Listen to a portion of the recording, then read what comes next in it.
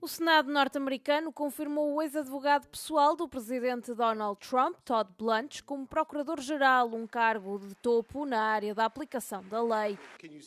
Blanche representou Trump como seu advogado privado em vários julgamentos criminais antes de entrar para o governo. On this vote, the yeas are 50, the nays are 49. The nomination is confirmed.